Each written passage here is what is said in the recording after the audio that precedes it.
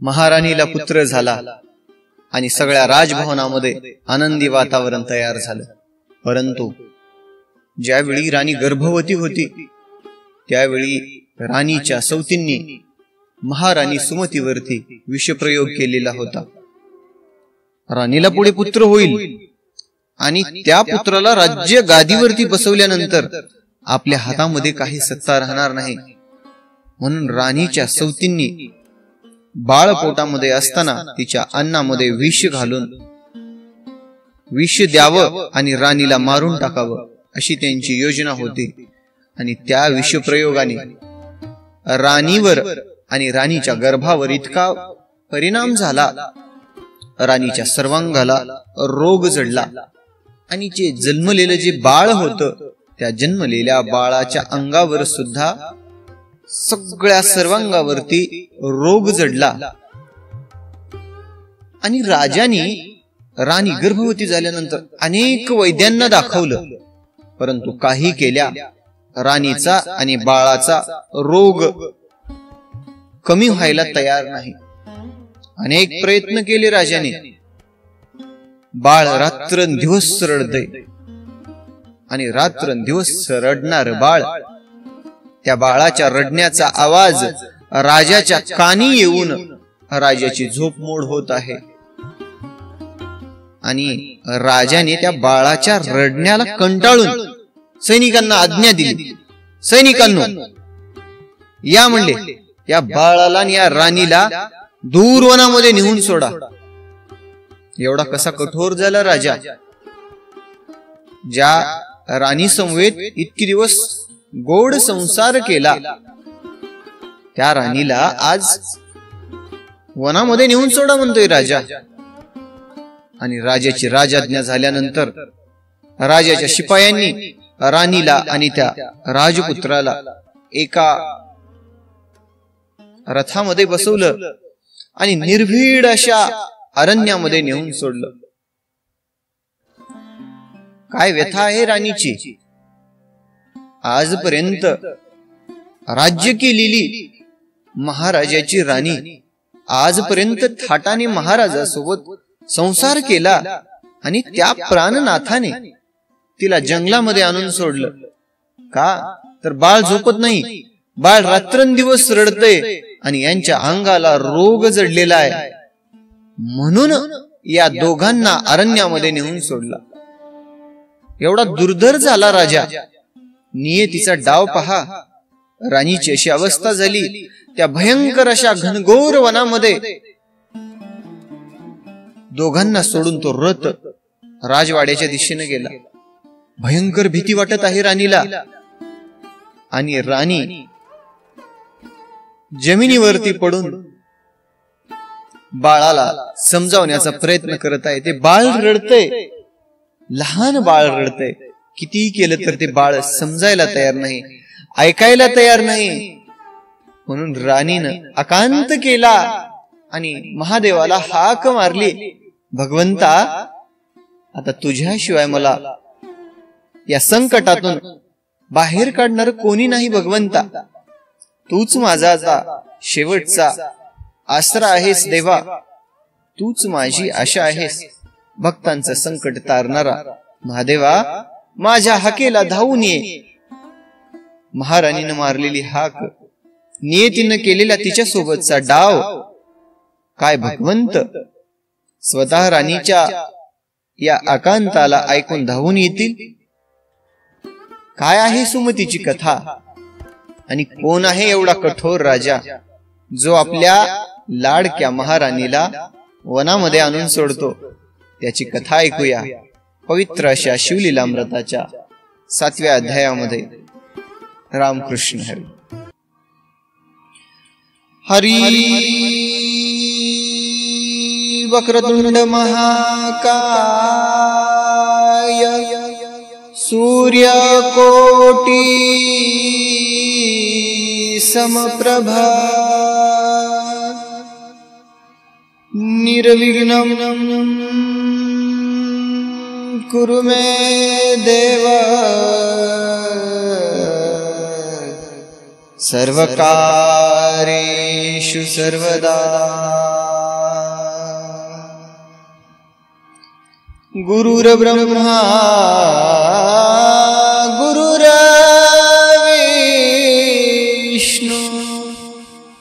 गुरुर्देवो महेश्वरा गुरुर्साक्षात् परब्रह्म तस्मै श्री गुरवे नमः।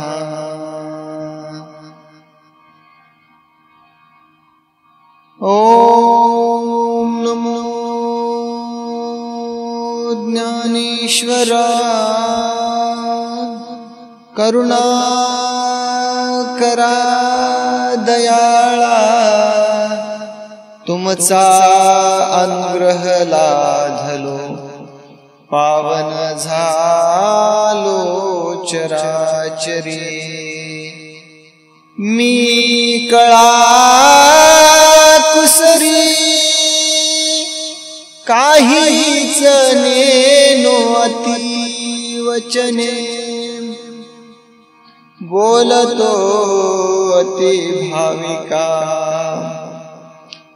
एका जनार्दनी तुमचा दास त्याची आस पुरवावी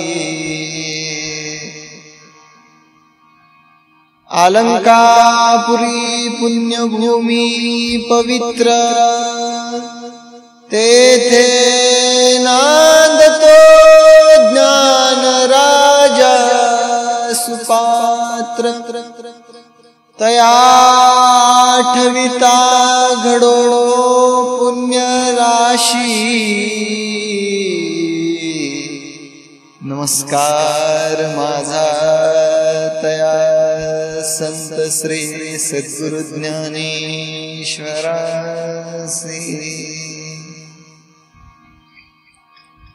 ओम नमः शिवाय।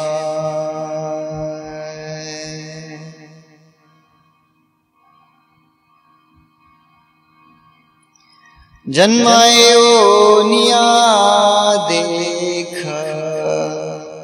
करा देहाचे सार्थक करा देहाचे सार्थक।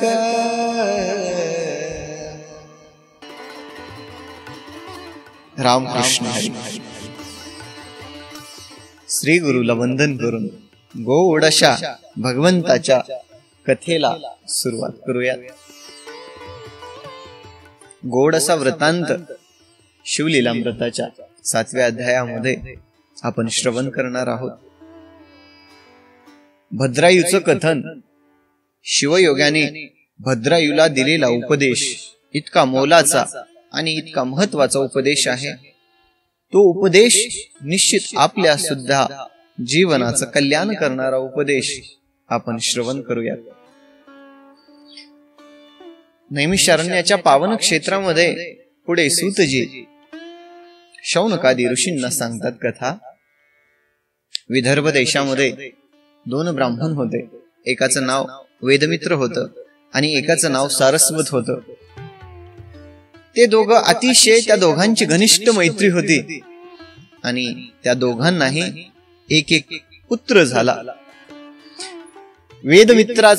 वेदमित्राचा जो पुत्र होता त्याचं नाव सुमेधा असं ठेवण्यात आलं आणि सारस्वताचा जो पुत्र होता त्याचं नाव सोमंत ठेवण्यात आलं।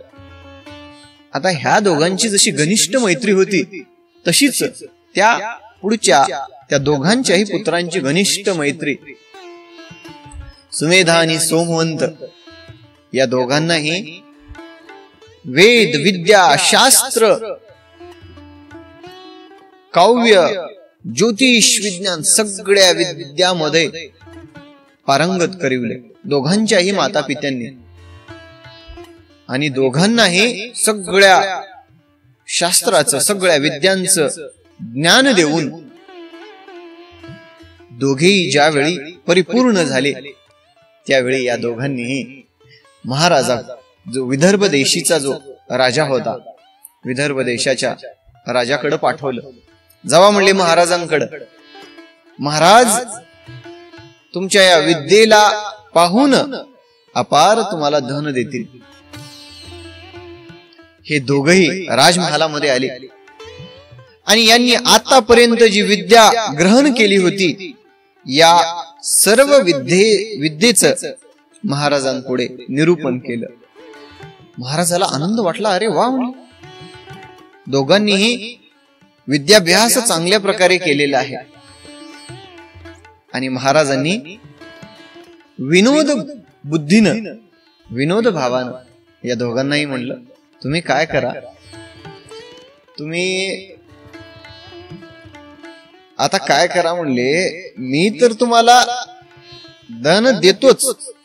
नैषधपुरी नगरीमध्ये चित्रांगद नावाचा जो राजा आहे, चित्रांगदाची पत्नी सीमंतिनी आहे. सीमंतिनी प्रत्येक सोमवारी पूजा करते आणि महादेवाची पूजा करून दाम्पत्यांना बोलावून घेते आणि दाम्पत्याला बोलावून षोडशोपचारे त्यांची पूजा करून त्यांचं आदर आतिथ्य करून त्यांना अपार धन देते. तुम्ही काय करा, सीमंतिनीकडे जावा, ती तुम्हाला पुष्कळ असं धन देईल आणि मी सुद्धा देतो. त्या दोघा कुमारांनी म्हटलं, महाराज सीमंतिनी दाम्पत्याची पूजा करते, आम्ही कुठं दाम्पत्य आहोत, आम्ही दोघ जण मित्र आहोत. राजा आता विनोद बुद्धीने राजा म्हणत आहे, काय करा तुम्ही, एकाने पुरुषाचा वेश एकाचा तर आहे म्हणले, एकानं स्त्रीचा वेश धारण करा आणि दोघ जण पती पत्नी होऊन जावा. शास्त्रामध्ये 3 हट्ट सांगितलेले आहेत, बाल हट्ट, स्त्री हट्ट आणि राज हट्ट. या 3 हट्टापुढे कोणाचं काही चालत नाही. त्या दोन्ही कुमारांनी राजांना शास्त्रार्थ सांगितला, महाराज एखाद्या पुरुषाने जर नारी वेशामधल्या पुरुषाचं जर दर्शन केलं तर सचैल स्नान करावं. ते पुरुषानं ज्यानं नारी वेश घेतलेला आहे, ज्यानं साडी परिधान केलेली आहे, त्याला पाहणारा आणि साडी परिधान करणारा दोघेही अधपाताला जातात महाराज. आणि पाहणाऱ्याला सुद्धा पातक लागतं आणि तो साडी नेसणारा तर म्हणलं जन्मोजन्मी स्त्री होऊन राहतो. शास्त्र काय सांगतं महाराज, आम्ही विद्यामध्ये अभ्यास केलेला आहे, आमच्या विद्येच्या अभ्यासावरती आम्ही पुष्कळ धन मिळवू, अपार धन आम्ही आमच्या विद्येच्या बलावरती कमवू. या अवनीवरती असणाऱ्या वेगवेगळ्या राजा महाराजांना आमच्या विद्येचं प्रदर्शन करू आणि ते खुश होऊन आम्हाला पुष्कळ असं धन अर्पण करतील. परंतु महाराज हे निंद्यकर्म आम्ही करणार नाही. दोन्ही कुमारांनी राजांना समजावण्याचा पुरेपूर प्रयत्न केला, परंतु राजहट्टासमोर या दोघांचं काही चाललं नाही. आणि शेवटी दोघांनाही होकार द्यावा लागला. आणि दोघेही होकार दिल्यानंतर लगेच महाराजांनी काय केले, शिपायाला पाठवले, जावा म्हणले, सुंदर अशी साडी घेऊन या म्हणले. आणि त्या दोघांमध्ये एकाला साडी नेसवली आणि दोघालाही पती पत्नीचा वेश धारण करून सोमवारच्या दिवशी सीमंतिनीनं पूजा करून सगळ्या दाम्पत्याला बोलावलं होतं. हे दोघेही नैषधपुरी नगरीमध्ये दोघेही गेले. सीमंतिनीची पूजा सुरू होती. महादेवाची सुंदर अशी पूजा मांडलेली आहे चौरंगावरती. या ठिकाणी सगळे पुष्प या ठिकाणी ठेवून, तांब्यावरती नारळ ठेवून महादेवांची षोडशोपचारे पूजा सीमंतिनीचं सुरू आहे. सीमंतिनी व्रतस्थ होती. सीमंतिनीचा नियम होता, प्रत्येक सोमवाराला प्रदोषाच्या किंवा दिव्य अशा मुहूर्तावरती दाम्पत्याला बोलवून घ्यायचं, त्यांची पूजा करायची, त्यांना जेवू घालायचं आणि त्यांना पुष्कळ असं धन देऊन त्यांना तोषवायचं. असं सीमंतिनीचं आख्यान आपण पाठीमागच्या अध्यायामध्ये श्रवण केलेलं आहे. ह्या दोघांनीही एक जण पती झाला होता आणि एक पत्नी झाली होती. नवरा बायकोचं या ठिकाणी वेश परिधान करून सीमंतिनी जवळ आले. सीमंतिनीनं पाहिलं आणि सीमंतिनीला कळालं की याच्यामध्ये हे दोघेही पुरुष नाहीत, याच्यामध्ये दोघेही पुरुष आहेत आणि एकानं पुरुष असून सुद्धा नारीचा वेश धारण केलेला आहे. सीमंतिनीच्या लक्षात यायला वेळ लागला नाही, परंतु एकाला महादेव आणि एकाला पार्वती, दोघांनाही शिव पार्वती समजून दोघांची मनोभावे सीमंतिनीनं पूजा केली. काय झाला वर्तमान? लक्षात घ्या कथा, काय सामर्थ्य असतं एका पतिव्रतेच्या पूजेमध्ये, किती सामर्थ्य असतं. एका पतिव्रतेनं मनोभावे केलेली पूजा काय फळ देऊ शकते, काय तिच्यामध्ये सामर्थ्य असू शकतं, ग्रंथकर्त्यांनी पुढे कथा सांगितलेली आहे.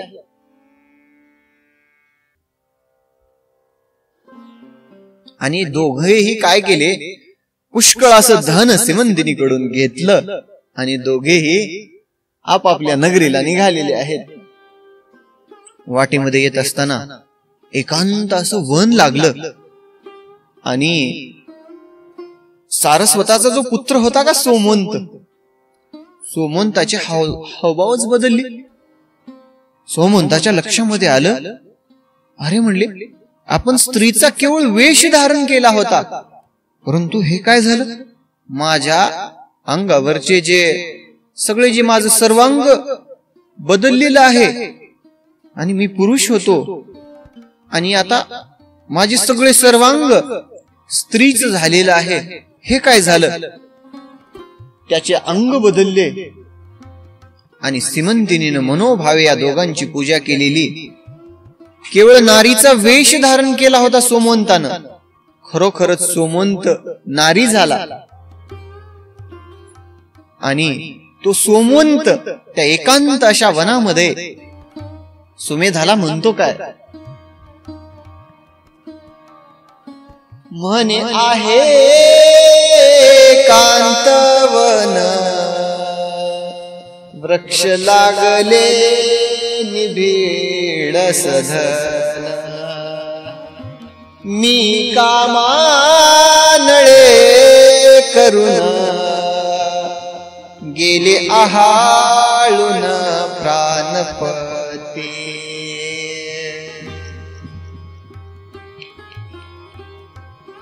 तू वर्षोनी सुरत मेघ शीतळ करी मम अंग, मी नितंबिनी झाले अभंग, जवळी पाहे एवोनिया.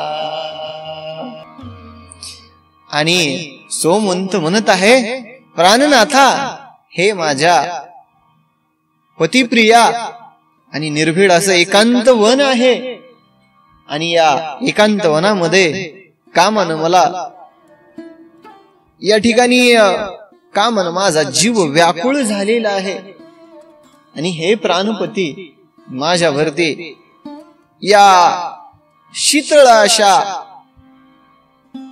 मेघांचा माझ्यावरती वर्षाव कर आणि माझं अंग शीतळ कर, माझा काम शांत कर. सोमवंत बोलत आहे. सुमेधानं ऐकला. सुमेधा म्हणला, बस झालं म्हणला, आता केवळ सीमंतिनीच्या पूजेसाठी आपण हे वेश धारण केलेला होता आणि ती तुझ्या अंगावरचे ते वस्त्र फेडून टाक बर. आणि पुरुषाचा वेश हाय म्हणले, काय तू हे असं माझ्या समवेत थट्टा करत आहे, माझ्यासोबत काय थट्टा करत आहेस म्हणले सोमवंता. मस्करी सोडून दे म्हणले, बस झाला आता. सोमवंत म्हणतोय, नाही हो, अहो ऐकता का, खरंच हो, मी स्त्री झालेली आहे, माझ्या जवळ या आणि कामाने माझं अंग व्याकुळ झालेलं आहे. माझा काम शांत करा आणि जवळ येऊन पहा, बघा माझे अवयव. आणि सुमेधाने म्हणला बस झालं, म्हणलं आता चेष्टा संपली, हे नाटक बंद कर आता, आणि ते वस्त्र फेडून पुरुष वेश धारण कर. त्यावेळी सोमवंत कामाने मूर्छित होऊन पडलेला. तव ते कामे होनी मूर्छित, मेदिनीवरी अंग टाकीत. मने प्राणनाथ धाव त्वरित,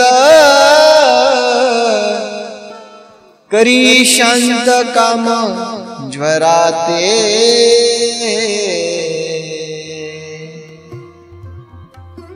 आणि ज्यावेळी सोमवंतानं कामानं या ठिकाणी त्याचा देह व्याप्त होऊन कामाने पिडिलेला त्याचा देह धरणीवरती टाकला आणि म्हणले, हे प्राणनाथा, मी अतिशय कामाने व्याकुळ झालेली आहे आणि कृपा करून माझा काम शांत कर. एकांत असं निर्भीड वन आहे. विचार करून पहा, एकांत वनामध्ये सोमवंतानं केवळ रूप धारण केलेलं होतं स्त्रीचं, आणि खरोखर स्त्रीचे अंग सोमवंताला आलेले होते. संपूर्ण या शरीराचा वेश पालटून तो सोमवंत पुरुषाचा स्त्री झालेला होता. आणि त्या एकांत वनामध्ये सोमवंताचा जो मित्र आहे सुमेधाला कामानं या ठिकाणी आतुळ होऊन, कामानं त्याचा देह व्याप्त होऊन आपल्या मित्राकडे काम मागत आहे, त्याला प्राणनाथ म्हणून. आणि ज्यावेळी सोमवंत प्रत्यक्षात नारी होऊन जमिनीवरती पडला, त्यावेळी सुमेधानं त्याला सावध केलं आणि म्हणलं, आणि सुमेधा जवळ जाऊन पाहतो तर काय, खरोखर सगळा नारीचा वेश त्या सोमवंताचा झालेला आहे. संपूर्ण स्त्रीचे अंग त्याच्या शरीराला दिसत आहेत. आणि पाहिलं तर आश्चर्य वाटलं. धन्य आहे श्रीमंतिनी, धन्य आहे तिची भक्ती. आणि असं झाल्यावर घाबरून गेला. आताच पुरुष होता आणि क्षणार्धामध्ये रूप पालटलं आणि स्त्री वेश आपल्या मित्राला कसा काय झाला. आश्चर्यचकित झालेला सुमेधा त्याला सावध केला उठवून. सोमवंताला कामाने व्याप्त केलेलं होतं. आणि ज्यावेळी नारीचं रूप सोमवंताचं झालं, त्यावेळी त्या एकांत अशा वनामध्ये बळच सुमेधाला जवळ घेऊ लागला. सुमेधाचं कामाने चुंबन घेऊ लागला आणि बळच सुमेधाला मिठी मारू लागला सोमवंत. परंतु परमप्रतापी या ठिकाणी आचरण शुद्ध असणाऱ्या सुमेधानं सोमवंतांना दूर ढकललं. सोमवंता, काय करत आहेस तू? आजपर्यंत आपण सगळ्या विद्येचा अभ्यास केला, सगळ्या शास्त्राचा अभ्यास केला. काय सांगतो शास्त्र, काय सांगते विद्या, आणि मी तुझ्या सोबत या ठिकाणी भोगू, काय फायदा झाला? इतके वर्ष अभ्यास करून, इतकी वर्ष मेहनत करून आपण जी विद्या ग्रहण केली, ती विद्या घेतल्याचा फायदा काय झाला आपला? असं म्हणून ज्यावेळी सोमवंताला दूर ढकललं, त्यावेळी ग्रंथकर्त्यांनी सांगितलेलं आहे. ग्रंथकर्ते म्हणतात, त्या एकांत अशा वनामध्ये त्याचाच मित्र सोमवंत स्त्री वेशामध्ये आहे. त्याच्याकडे अंग सुखाची मागणी करतोय आणि कामाने त्या ठिकाणी व्याकुळ झालेला तो पाहून सुद्धा तो त्या स्त्री वेशामध्ये असलेल्या सोमवंताच्या जाळ्यामध्ये अडकला नाही. त्या पुरुषांची गणती शास्त्रांनी कशी केलेली आहे पहा. धन्य धन्य ते पुरुष जनी परयोषिता एकांतवनी, सभाग्य सधन तरुणी प्रार्थिता मन चळेना. एकांत वनामध्ये एक स्त्री निर्भीड अशा घनदाट जंगलामध्ये स्त्री त्याच्याकडे अंग सुख मागत आहे, परंतु तो जवळ घेऊन सुद्धा तिच्याकडे जात नाही. धन्य आहे सुमेधा, वृत्तीस नव्हे विकार, तरी तो न केवळ शंकर, त्यापाशी तीर्थे समग्र, येऊनी राहती सेवेसी. ज्याच्या वृत्तीमध्ये विकार नाही का, तो प्रत्यक्षात या ठिकाणी शंकर आहे. आणि ज्याच्या वृत्तीमध्ये विकार नाही, भगवंताच्या स्वरूपाला प्राप्त झालेला तो साधक आहे. ग्रंथकर्त्यांनी सांगितलेलं आहे, भगवंत कोणाला म्हणावं, भगवंताची उपाधी कोणाला द्यावी आणि शंकरासमान कोणाला मानावं. जो आपल्या त्याच्याकडे सगळ्या या गोष्टीचं ज्ञान आहे, दिव्य ज्ञान आहे, परंतु जगाला असं भासवून देत नाहीये की माझ्याकडे दिव्य ज्ञान आहे, माझ्याकडे सिद्धी आहेत, माझ्याकडे रिद्धी आहेत. जो दाखवून देत नाही तो शंकर जाणावा. जो दुसऱ्यामध्ये कुट दोष, दुसऱ्यामध्ये दोष पाहत नाही, तो जाणावा शंकर. ग्रंथकर्त्यांनी सांगितलेला आहे, अभ्यास केलेला आहे, परंतु लोकांमध्ये मिरवित नाही. आपला शिष्य समुदाय मिळवावा, जो असं मानत नाही, तो शंकर जाणावा. विरोनी गेल्या चित्तवृत्ती समाधी, अखंड गेली भ्रांती, अर्थ बुडाली याची नाही कंती, तरी तो शंकर, तरी तो जाण शंकर निर्धार. खऱ्या अर्थानं ज्याच्या वृत्तीमध्ये दोष नाही आणि ज्याची चित्तवृत्ती जी आहे विरोन गेलेली आहे आणि अखंड समाधी ज्याला लाभलेली आहे, तो जाणावा शंकर. ग्रंथकर्त्यांनी गौड असं निरूपण केलेलं आहे.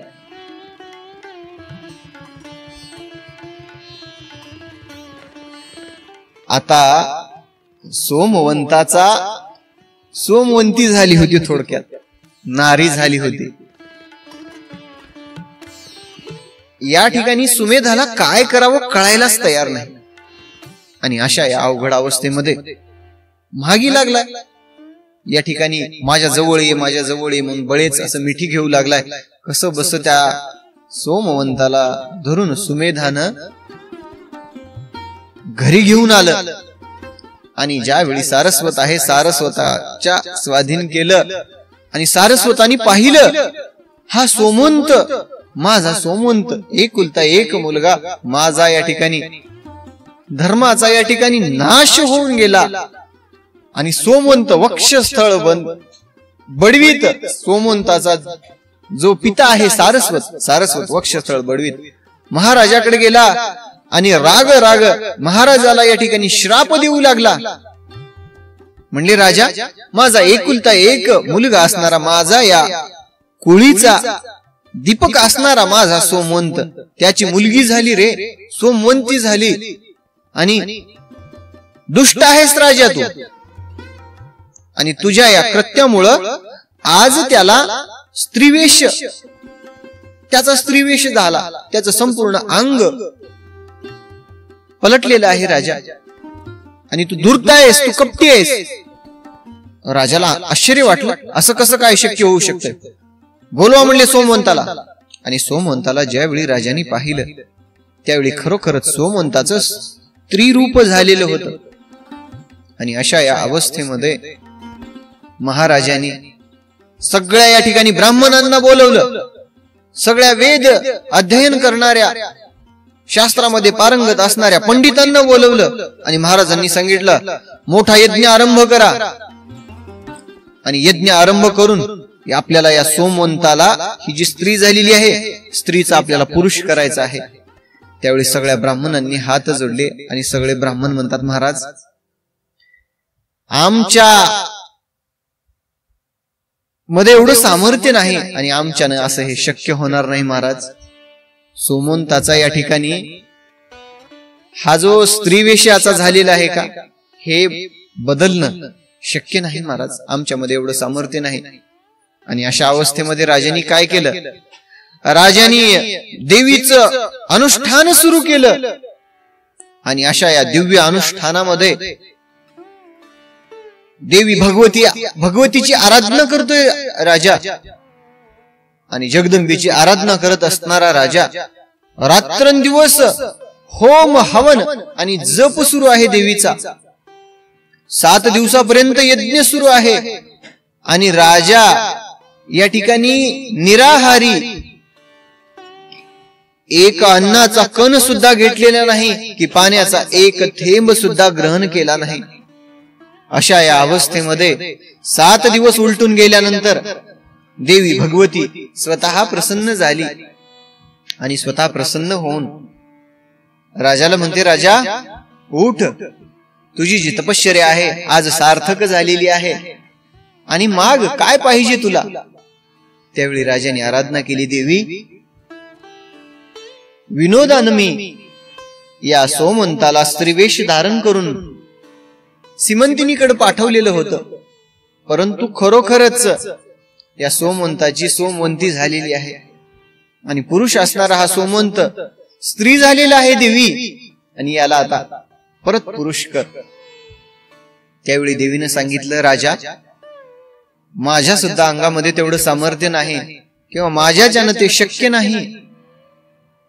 महान पतिव्रता असणाऱ्या सीमंतिनीनं पूजा करून या दोघांनाही शिव आणि भवानी समजून पूजा केलेली आहे आणि प्रत्यक्षात भवानी झालेला हा सोमवंत याचं रूप पालटणं माझ्याच्यानं सुद्धा शक्य नाही.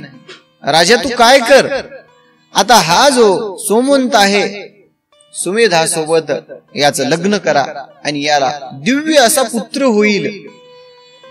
आणि देवीच्या आज्ञे करून दोघांचंही लग्न लावून दिलं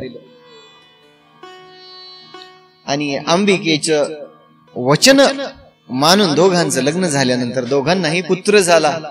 आणि धन्य सीमंतिनीची भक्ती, धन्य सीमंतिनीचं आख्यान, ज्याच्या प्रतापापुढे देवींचं सुद्धा काही चाललं नाही. धन्य सीमंतिनीची शिवभक्ती, उपमा नाही त्रिजगती, जिचे कर्तृत्व हेमवती, मोडू न शके सर्वथा. अहो जिचं कर्तृत्व स्वतः देवी सुद्धा मोडू शकली नाही, अशी धन्य भक्ती, धन्य सीमंतिनीच्या व्रताचा प्रभाव. त्यामुळं ज्या सौभाग्यवती स्त्रिया आहेत ना, ज्या पतिव्रता स्त्रिया आहेत, त्यांनी कुठलंही जर मनोभावे जर व्रत केलं, एवढं फळाला येतं ते व्रत की देवादिकांवर सुद्धा ऋण तयार होतं. आणि पतिव्रतेनं सोमवाराचं आख्यान, सोमवाराचं व्रत करावं, शिवरात्रीचं, सोमवाराचं, प्रदोषाचं भक्तिभावानं व्रत करावं, ते अवश्य सार्थक होईल. ग्रंथकर्ते गोड असं या ठिकाणी निरूपण करत आहे. आणि सूतजी पुढे आता दुसरी कथा सांगतात. सूत म्हणे ऐका सावधान, अवंती नगरी एक ब्राह्मण, अत्यंत विषयी नाम मदन,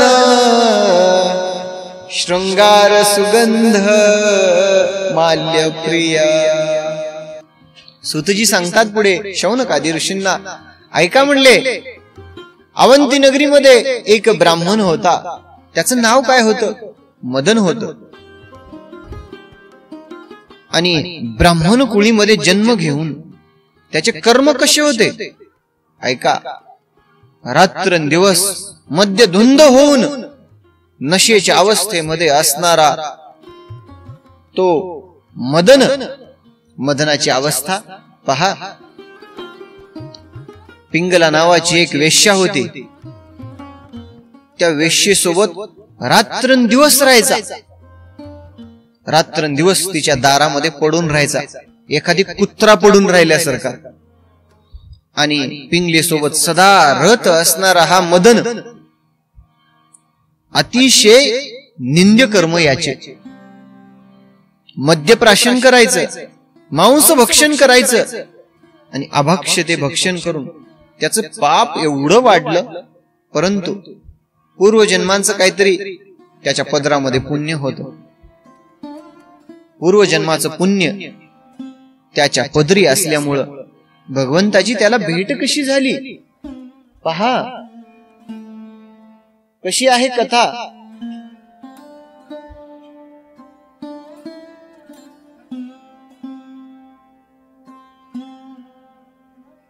आणि त्या पिंगलेच्या नादामध्ये रात्रंदिवस असणारा मदन त्याच्या पूर्वजन्मांच्या पुण्यहीन भगवंत प्रत्यक्षात शिवयोगी रूपाने दोघांच्याही घरी आले. पिंगला वेश्या होती आणि हा ब्राह्मण होता. दोघांनी पाहिलं की आपल्या दारामध्ये प्रत्यक्षात भगवान शंकर आलेले आहेत. दोघांनी भगवान शंकराचे मनोभावे दोघांनी शंकराच्या पायावरती या ठिकाणी आपला माथा ठेवला आणि म्हणतात, महाराज आम्ही अधम आहोत, आम्ही पापी आहोत आणि कृपा करून आम्हाला आमचा अपराध उदार अंतकरणाने माफ करा. दोघांनीही महादेवाची मनोभावी पूजा केली. दिव्य अशी शेज तयार केली महादेवाला झोपण्यासाठी आणि तो जो शिवयोगी होता, शिवयोग्याला त्या सेजेवरती झोपवलं. षोडशोपचारे या ठिकाणी पाहुणचार करून त्यांना सुंदर या ठिकाणी पक्वान जेवायला करून त्यांना जेवू घातले. आता ऐकणारे भाविक म्हणतील, महाराज त्याचे कर्म तर एवढे निंद्य होते आणि निंद्य कर्म असताना सुद्धा भगवान शंकर त्याच्या घरी कसे काय आले आणि त्याच्या घरचं अन्न का ग्रहण केलं. लक्षात घ्या, भक्तीचा महिमा एवढा मोठा आहे. आपल्या पूर्वजन्मीचे पुण्य आहे आणि पूर्वजन्मीचे पाप, पुण्य कर्माचा सुद्धा या ठिकाणी या जन्मामध्ये फायदा होऊन त्याच्या जन्माचं सार्थक होतं. आणि पाप कर्म जर पूर्वजन्मीचे असतील तर ते सुद्धा या जन्मामध्ये भोगल्याशिवाय मुक्तताच नाही. अशा या अवस्थेमध्ये भगवान शंकर प्रत्यक्षात त्यांच्या घरी येऊन त्यांची सेवा घेत आहेत. रात्रंदिवस भगवंताचे पाय दाबत आहेत दोघे. मनोभावे त्यांची सेवा केली. आणि ज्यावेळी शिवयोगी अंतर्धान पावले, काही दिवसानंतर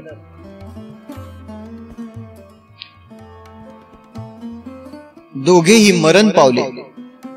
आता काही चांगले कर्म होते का 100 वर्ष जगायला? वाईट कर्म होते. किती दिवस जगणार? एके दिवशी. काही वर्षानंतर दोघेही मरण पावले. आणि भगवंताची त्या दोघांवरती ज्यावेळी कृपा झाली, भगवंताच्या कृपेने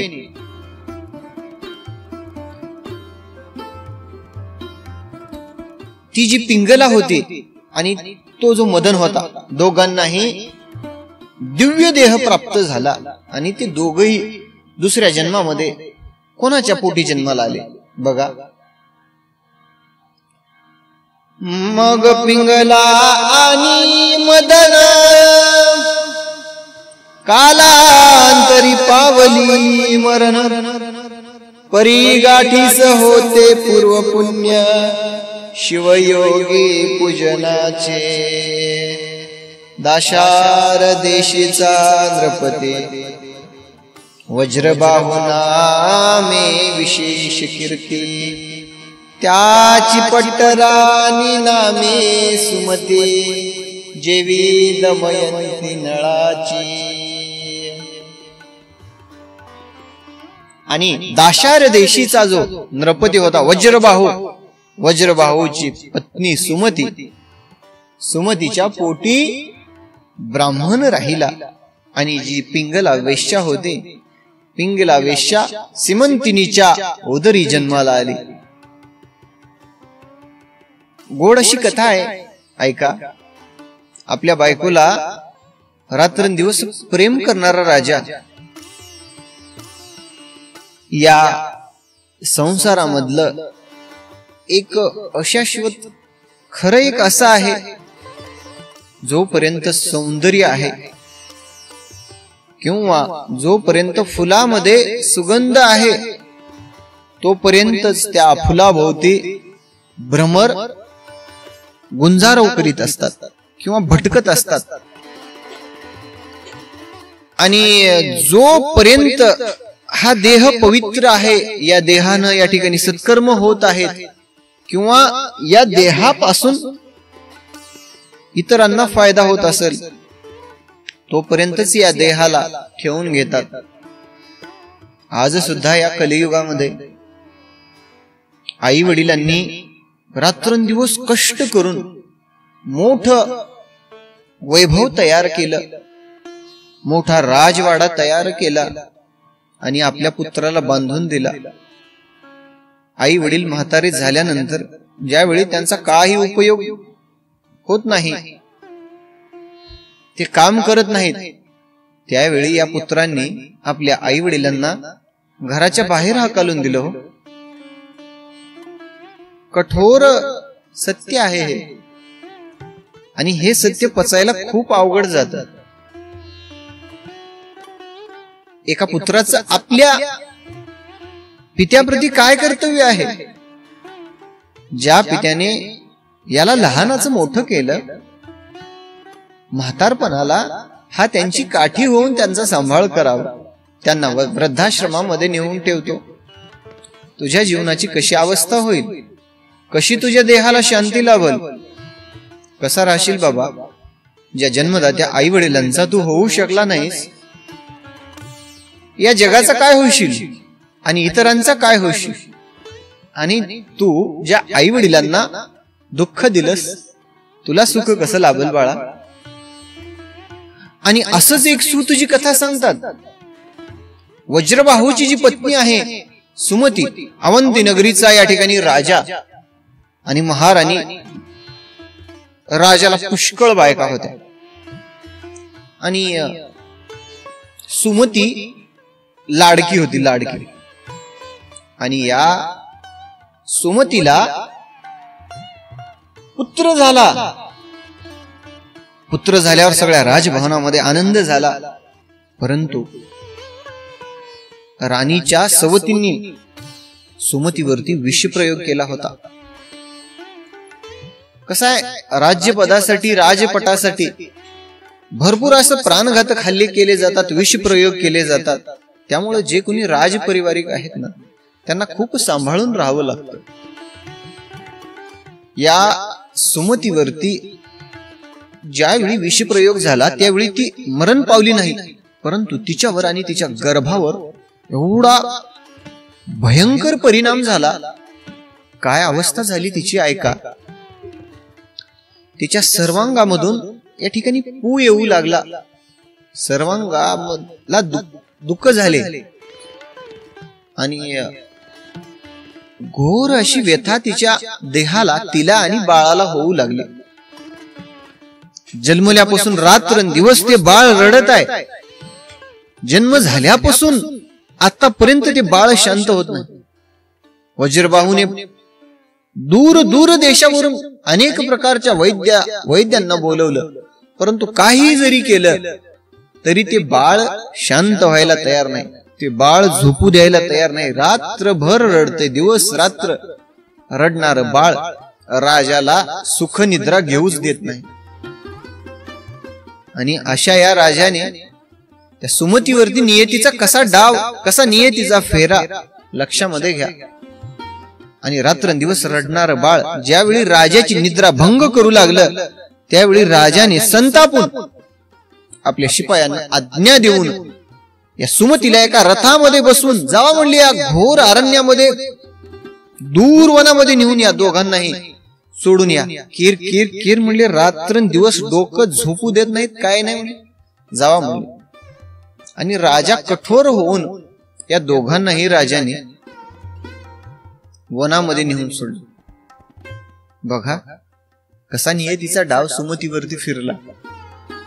ज्यावेळी वनामध्ये शिपायांनी या राजपुत्राला आणि राणीला सोडून आलं, घोर अशा वनामध्ये तिच्या सर्वांगाला वेदना होत आहेत. उपचार करून सगळ्या अंगाची ते दुःख, त्याच्यामधून रक्त येत आहे, पू येत आहे आणि त्याच्यामध्ये असं किडे पडलेले आहेत. एवढं सर्वांग या ठिकाणी रोगाने जर्जर जर्जर झालेलं ते अंग एका घुरगरा दुर्धर अशा वनामध्ये सोडून आले. भयंकर असा रात्रीचा काळ आहे आणि रात्रीच्या काळामध्ये ते बाळ रडत आहे. बाळ रडालेलं ऐकून हात वर केले सुमतीनं आणि हात वर करून सुमती भगवंताला हाक मारते, हे महादेवा, हे प्राणनाथा देवा, तुमच्याशिवाय माझं रक्षण करणार आता कोणी नाही. पृथ्वी तलावरती या ठिकाणी या माझ्या प्राणाहुनी प्रिय असणाऱ्या माझ्या पतीनं या ठिकाणी मला सोडून दिलं. घोर अशा वनामध्ये मला सोडलं. महादेवा, तुझ्याशिवाय कोणी नाही. सुमती म्हणते कशी, म्हणे जगदात्मा कैलासपती जगद्वंद्या ब्रह्मानंद मूर्ती भक्त वज्र पंजरा तुझी कीर्ती सदा गाती निगमागमा. जय जय त्रिदोष शमना त्रिनेत्रा जगदंकुर कंदा पंचवक्त्र अजजिता पयफेन गात्रा जन्मयात्रा चुकविका. देवाने धावा केला, देवाचा धावा केला, परंतु असा देवाचा धावा हात वर करून देवाचा धावा करत असताना वाघाने आणि सिंहाने सुमतीचा आवाज ऐकला आणि वाघ आणि सिंह जोराने गर्जना करू लागले. अत्यंत घाबरली सुमती. काय नियतीने डाव मांडला हो, काय नियतीने घोर असा आकांत तिच्यावरती केला. आणि अशा या भयंकर अवस्थेमध्ये आपल्या पुत्राला घेऊन कुठं जावं तिनं?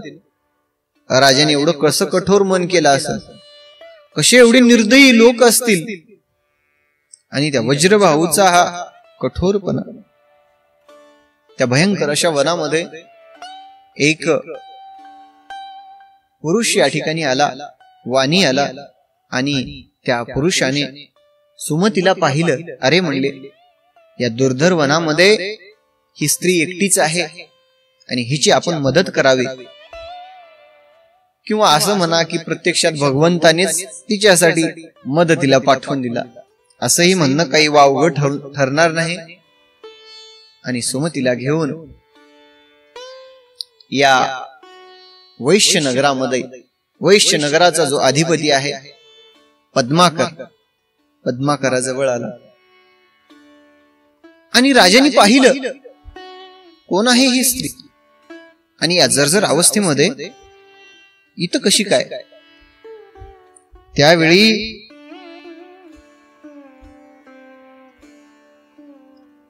त्या सुमतीने सगळा वृत्तांत सांगितला.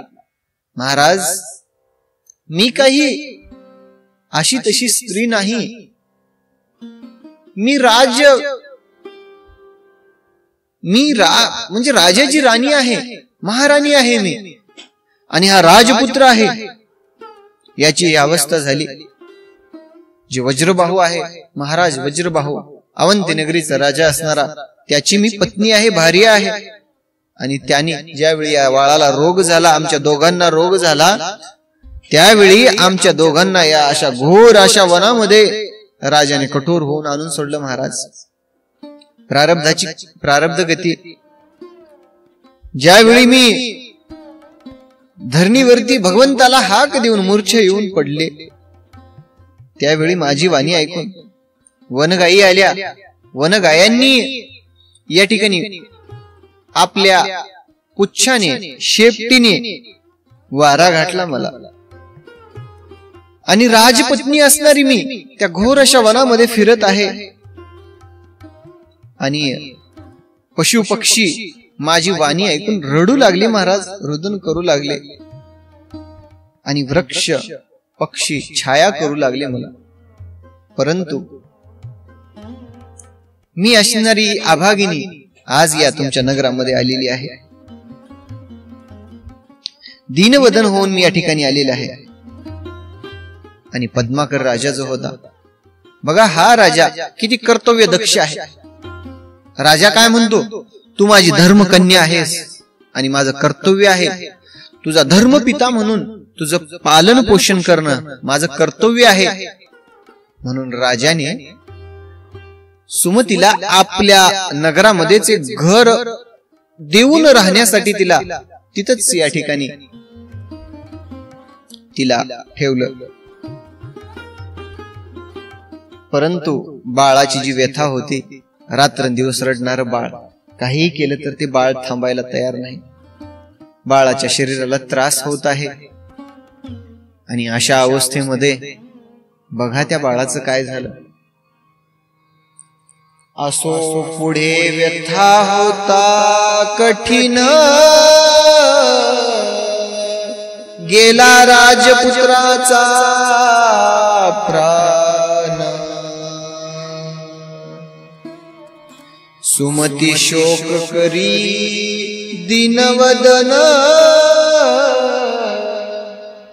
म्हणे रत्न गेले माझे.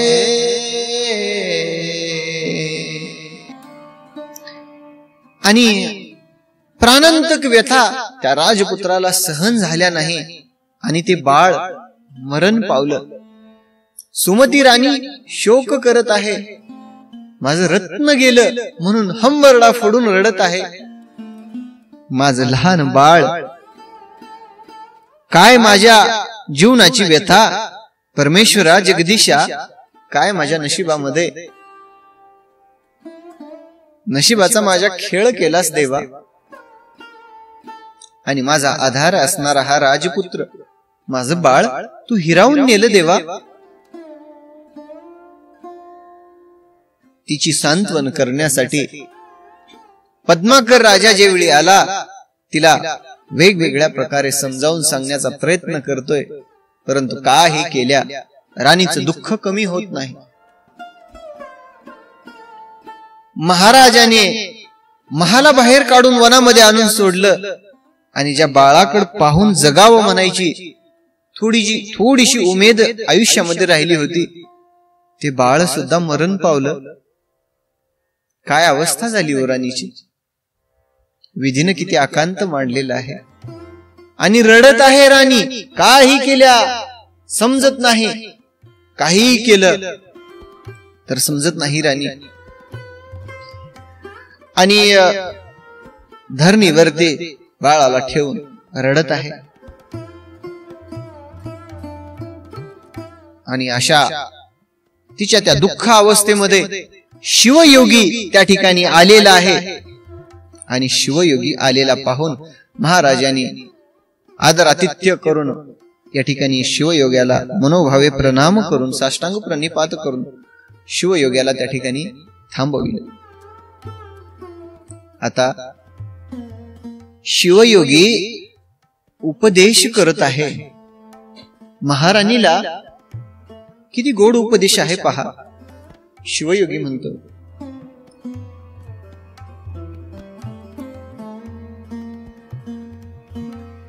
म्हणे वत्से सुमती ऐक, का हो रडसी करीसी शोक. तुझे पूर्वजन्मीचे पती पुत्र जनक कोठे आहेत सांग पा. आली 84 लक्ष योनी फिरत, तेथीचे स्वजन सोय रे आत. आले कोठून गेले कोठे त्वरित, सांगे मज पाशी वृत्तांत। सुमती, का शोक करत आहेस? कुणासाठी शोक करत आहेस? मला एक गोष्ट सांग, तू हा जो व्यर्थ शोक करत आहेस का, पूर्वजन्मामधले तुझे पती आणि पुत्र कुठे आहेत? का व्यर्थ शोक करत आहेस? 84 लक्ष योनी फिरून या ठिकाणी आलीस. अगोदरच्या जन्मामध्ये तुझे कोण सोयरे होते, कोण आप्त होते, कुठे आहेत ते? आता दाखव मला. आणि नाना योनी फिंडून फिरत आलेली तू पुढे किती फेरे घेणारेस? तू नाना योनी फिरसे पुढे किती फेरे घेसी. कोणाचे पुत्र तुका रडसी पाहे मानसी विचारुनी. शरीर धरावे ज्या ज्या वरणी त्या त्या कुल अभिमानी नाचती प्राणी. परी आपण उत्पन्न कोठुनी ते विचारुनी न पाहती. तो पुत्रा नेला कोठून कोण्या स्थळा गेला मृत्यू पावून. तू आणि हे अवघे जन जातील कोठे कवन्या देहा. बाई, दिव्य असणारा हा आत्मा जो आहे, आत्मा अमर आहे. नाना योनी फिरून पुढे किती फेरे घेणारेस तुला माहित नाही. कोणाचा पुत्र? का रडत आहेस? का शोक करत आहेस? मनुष्य काय करतो? ज्या कुळामध्ये जन्माला आला त्या कुळाचा अभिमान बाळगतो,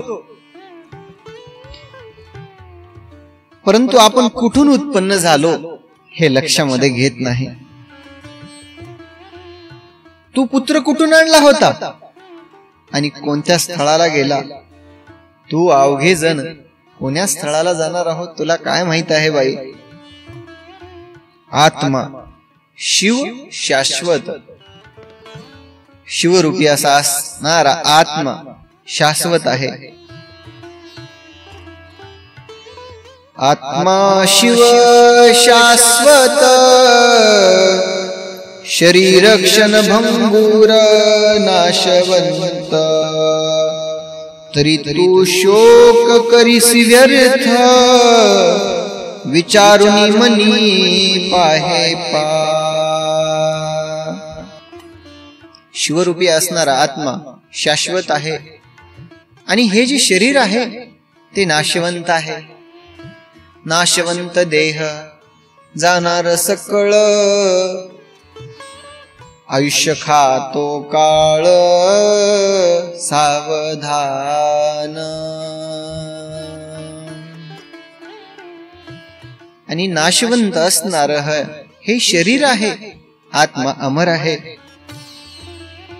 आत्मा विनाशी शाश्वत तो नव्हे कोणाचा बंधुसूत. शरीरा कारणे शोक करीस व्यर्थ तरी पडले प्रेत तुझ पुढे. बाई, या प्रेतामधून जो आत्मा निघून गेलेला आहे ना तो अविनाशी असणार आत्मा आहे. आणि ज्या शरीरावरती प्रेम होतं तुझं ते तर प्रेत तुझ्या समोर आहे. तू शोक कशाचा करत आहेस? अशा प्रकारचा दिव्य असा उपदेश शिवयोगींनी केला. शिवयोगी म्हणतात, सुमती, अग जळामध्ये पाण्यामध्ये अपार तरंग उठतात आणि ते विलय पावतात. त्याच्यावरती जे बुडबुडे येते, ज्याप्रमाणे नाशवंत आहेत तसं शरीर आहे. मृगजळ सुद्धा मिथ्या आहे. आणि जे मृगजळ आहे त्या मृगजळाने आजपर्यंत कुणाची तहान भागली आहे का? चित्रामध्ये वृक्षाची सावली काढलेली आहे. चित्रामध्ये त्या वृक्ष छायेखाली कोणी बसला आहे का? किंवा चित्रामध्ये अग्नी काढलेली आहे, त्या अग्नीनं कुणाचं घर जळालेलं आहे का? उपदेश बघा किती गोड आहे. आणि सगळ्या रोगाचं भांडार असणार, क्रमी कीटकांचं माहेर आणि पापाचा समुद्र असणार हे शरीर भ्रांतीचं अंबर आहे. सकळ भ्रांती आहे. अपवित्र आणि असत्य असणार हे शरीर. मग सुमतीला उपदेश करत असताना शिवयोगी पुढे या ठिकाणी सांगत आहे सुमतीला, हा जो प्रपंच वृक्ष आहे का, मायामय असणारा प्रपंच वृक्ष आहे. आणि त्याच्यावरती जीव आणि शिव दोन पक्षी येऊन बसले.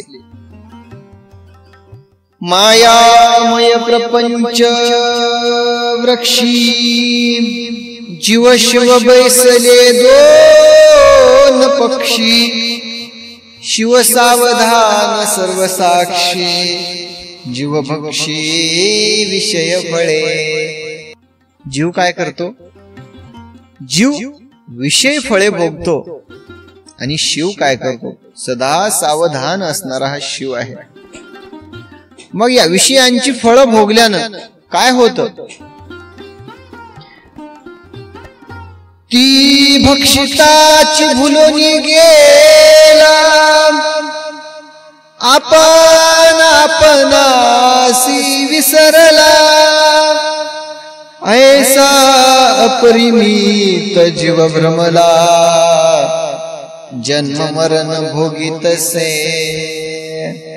आणि विषयांची फळं भोगल्यानंतर, आपल्या देहाचं कल्याण नाही केल्यानंतर जन्म जन्मांतापर्यंत या ठिकाणी जन्म मरण या अवस्था भोगत असतो. आपण म्हणाल मग त्याच्या या विषयामधून मुक्ती कुणाला भेटते का नाही? आणि भेटते तर कुणाला भेटते? तर कुणाला भेटते मुक्ती? ऐका, त्या माझी एखादा पुण्यवंत सद्गुरु श्री शरण रिगत, मग तो शिव होनी भजत, शिवा लागी अत्यादरे. आणि त्याच्यामधला एखादा सद्गुरूला अनन्य भावानं शरण जाऊन आपल्या जीविताचं कल्याण करून घेतो. अशा प्रकारचा थोर उपदेश सुमतीनं ऐकला. आणि हा कोणता तरी दिव्य पुरुष, दिव्य योगी आहे. आणि याला आपण शरण जावं म्हणून सगळा आपला शोक, दुःख, शोक या ठिकाणी सुमतीनं आवरला. आणि अनन्य भावाने त्या शिवयोग्याला शरण करून त्याच्या चरणावरती माथा ठेवून म्हणते कशी सुमती, महाराज, या भयानक अशा या संसार सागरामधून तारण्याचा मला काहीतरी मार्ग सांगा. त्यावेळी त्या शिवयोग्याने सांगितलं, या देहाचं, या जीविताचं कल्याण करून घ्यायचं असेल तर भगवंताचं नामस्मरण, भगवंताचं स्मरण, केवळ हाच एक उपाय आहे, केवळ हाच एक पर्याय आहे. प्राणी मात्राला जर या संसाराच्या या सागरामधून जर तरुण जायचं असेल तर केवळ आणि केवळ भगवंताचं नामस्मरण आहे. अशा अनन्य भावानं ज्यावेळी सुमती शरण आली त्यावेळी शिवयोग्यांनी सांगितलं, महामृत्युंजय असणारा, या ठिकाणी मृत्यूवरती विजय मिळवणारा मृत्युंजय मंत्र. या ठिकाणी त्या मंत्राचा शरण आल्यानंतर उपदेश केला. आणि सुमतीच्या अंगाला या ठिकाणी भस्म ज्यावेळी लावलं आणि राजपुत्राच्या अंगाला ज्यावेळी भस्म लावलं त्यावेळी राजपुत्राचा आणि सुमतीचा दिव्य देह झाला. त्यांच्या सर्वांगाला जे जखमा झाल्या होत्या, जे या ठिकाणी व्रण झाले होते, सर्वांग या ठिकाणी त्यांचं पवित्र झालं. आणि एवढं दिव्य आणि तेजस्वी सुमती दिसू लागली. अतिशय सुंदर दिसणारी सुमती त्या शिवयोग्याने सांगितलं, हा तुझा पुत्र या ठिकाणी आता उठलेला आहे. राजाने पाहिलं, सगळ्यांना आनंद वाटला आणि सगळ्यांनी तो चमत्कार पाहून काय म्हणले, योगी आहे, काय पवित्र असणारा हा योगी आहे. आणि राजपुत्राला आणि या महाराणीला या दुःखातून बाहेर काढलं. राजपुत्र जिवंत झाला आणि आपल्या स्वहस्ते शिवयोगीने त्या राजपुत्राचं नाव भद्रायू असं ठेवलं. आता भद्रायूचं आख्यान आहे का? आणि सुमतीला सांगितलं, तू हा राजपुत्र आहे म्हणून कुणाला सांगू नको. सगळ्या विद्यामध्ये पारंगत होणारा हा भद्रायू आहे, याचं पालन पोषण तू कर असं शिवयोग्याने सांगितलं. आणि जो पद्माकर राजा आहे, त्या राजाचा एक पुत्र होता सुनय. सुनय नावाच्या पुत्राचा या ठिकाणी राजा दोघांचा आपल्या पुत्राप्रमाणे सांभाळ करायचा. परंतु सुमतीचा जो पुत्र आहे ना, जो भद्रायूला अतिशय जीव लावायचा, माया करायचा, अतिशय प्रेम करायचा. सगळ्या गोष्टींमध्ये वेद शास्त्र विद्या सगळ्या गोष्टींमध्ये दोघाही पुत्रांना पारंगत करून 12 वर्ष पूर्ण झाले. आणि 12 वर्षाचा काळ उलटून गेल्यानंतर पूर्वजन्मीच्या सुकृतांनी परत एकदा तो शिवयोगी त्या नगरामध्ये पातला आणि त्यांनी भद्रायूला उपदेश केलेला आहे. तो उपदेश आपल्या प्राणीमात्रासाठी इतका उपयोगी आहे. भद्रायूने अतिशय मनोभावे या शिवयोग्याला साष्टांग प्रणिपात केला आणि साष्टांग प्रणिपात करून शिवयोगी उपदेश करत आहे. आणि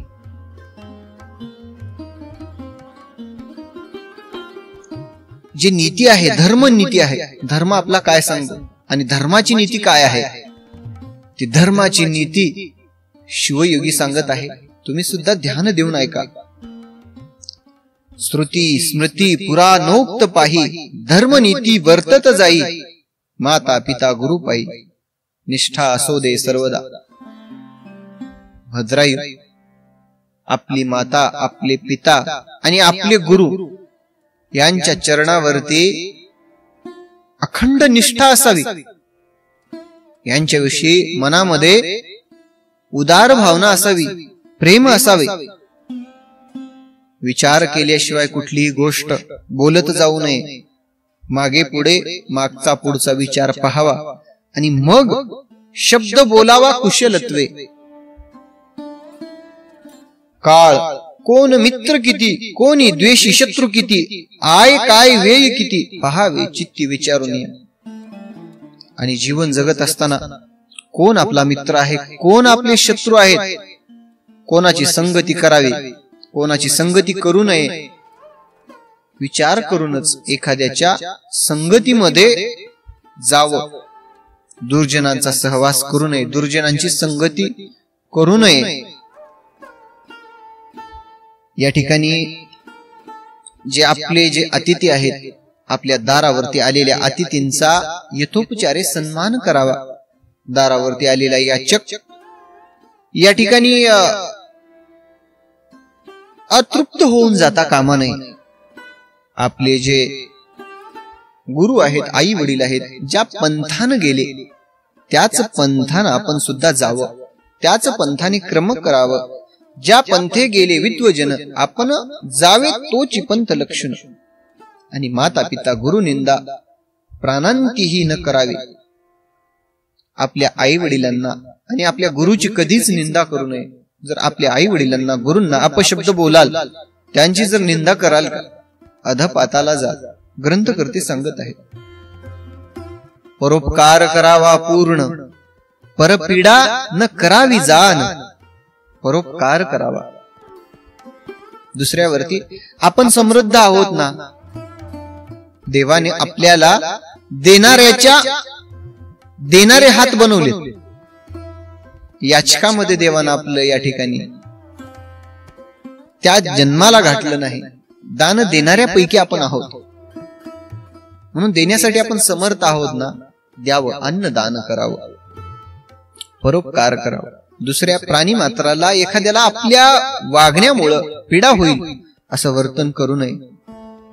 रात्रंदिवस या ठिकाणी भगवान शिवाचं स्मरण करावं. रात्रंदिवस भगवंताच्या सेवेमध्ये लीन राहावं. निंदावाद टाकून सर्वदा कीजे शिवस्मरण, तेच म्हणावे मौन शिवसेवन तप थोर. भगवंताच्या नामस्मरणाने जो तप होतो का, सगळ्यात थोर तप आहे. नामजप यज्ञ आहे. आणि भांडण तंटे सगळं या ठिकाणी सोडावं, निंदावाद टाकून द्यावं आणि भगवंताचं नामस्मरण करावं. पुढे नीती सांगत असताना काय सांगतात? परदारा आणि परधन हेन पहावे जीवी वमन, करावे शास्त्र श्रवण शिवपूजन यथाविधी.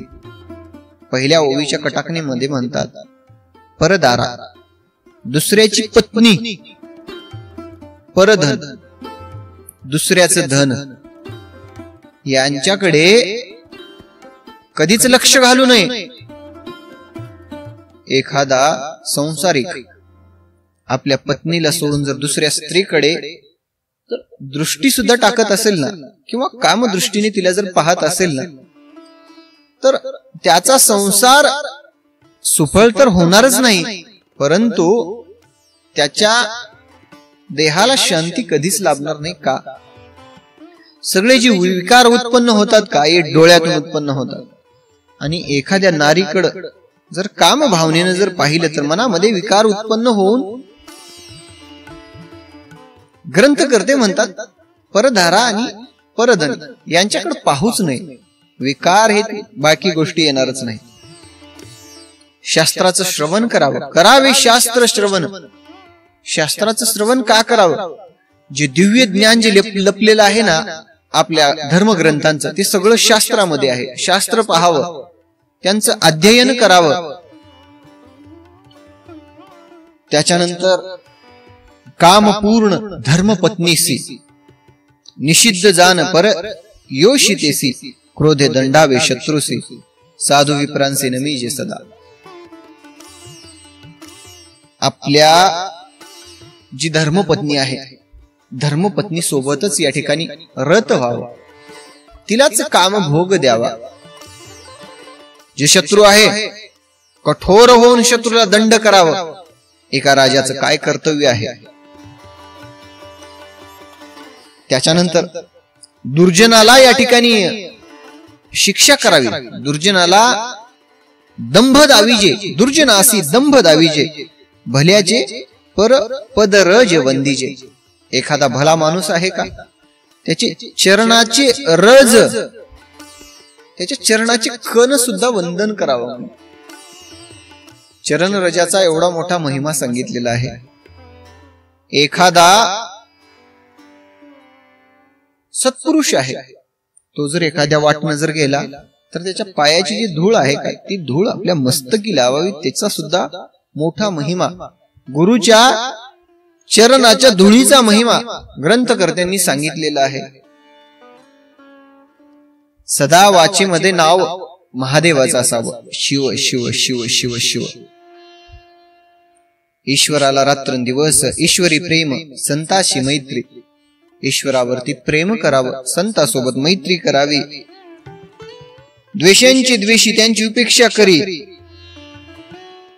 आणि म्हणले अतिविद्या अतिमैत्री.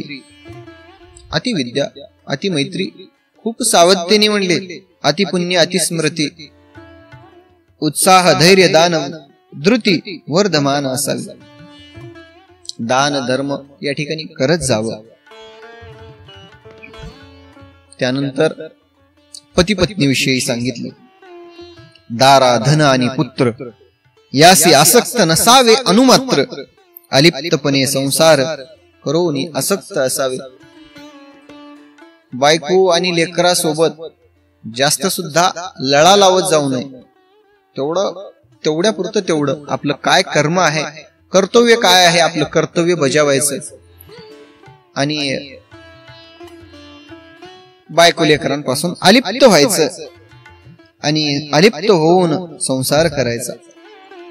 बंधू सोयरे श्वशुर स्वजन यासी स्नेह असावा साधारण भलता विषय देखून आसक्त तेथे कदा न आसक्ती तेथे न करावे.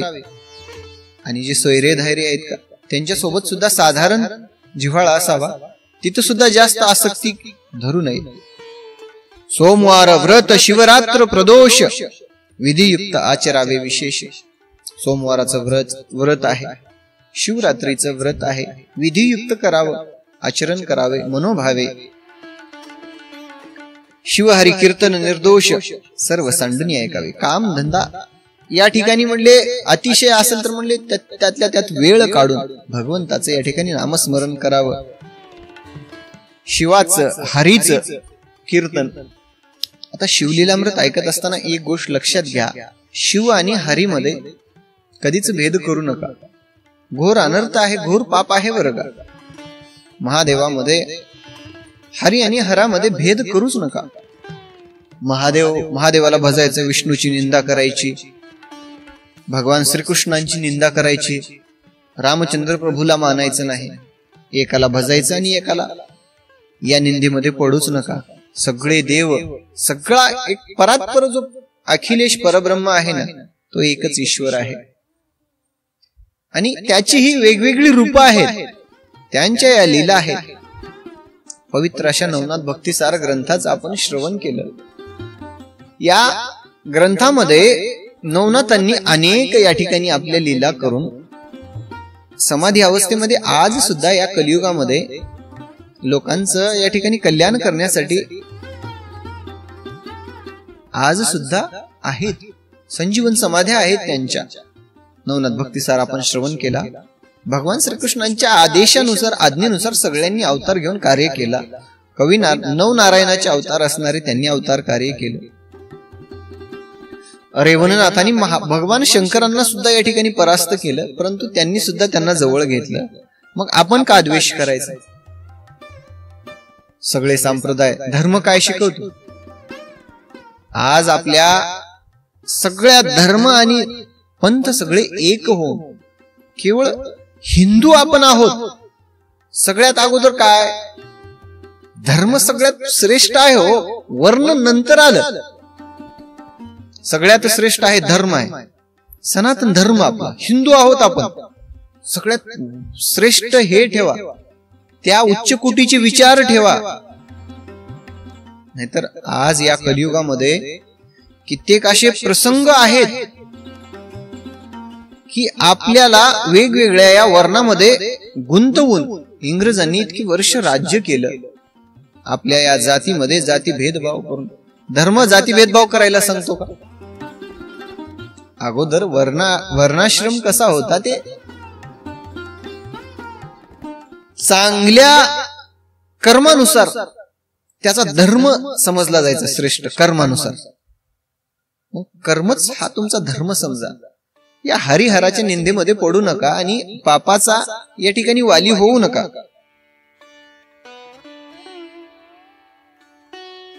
या ठिकाणी शिवयोगी नीती सांगत आहेत. काय नीती आहे, काय कर्म आहे. सोमवारासारखं या ठिकाणी व्रत करावं, विधियुक्त करावं, विधियुक्त आचरण करावं, शिवहरी कीर्तन करावं. सत्पात्री देता दान होय ऐश्वर्य वर्धमान. ज्यानं सत्पात्री दान केलं का त्याचं ऐश्वर्य वाढतं. परंतु अपात्री दान हे दारिद्र्यपूर्ण, शास्त्र प्रमाण जाणीचे. अपात्रामध्ये जर दान केलात का, अपात्री दान जर दिलात तर म्हणले दारिद्र्यपूर्ण होईल. ज्याची वाचा गोड आहे, ज्याची भार्या, ज्याची पत्नी रूपवती आहे, ज्याच्याकडे गुण आहेत, संपत्ती आहे, सफळ जीवित्व तयाचे. विपत्ती काळामध्ये, संकट काळामध्ये धैर्य धरत जावं माणसाने. संकट काळामध्ये भगवंताचं नामस्मरण करावं.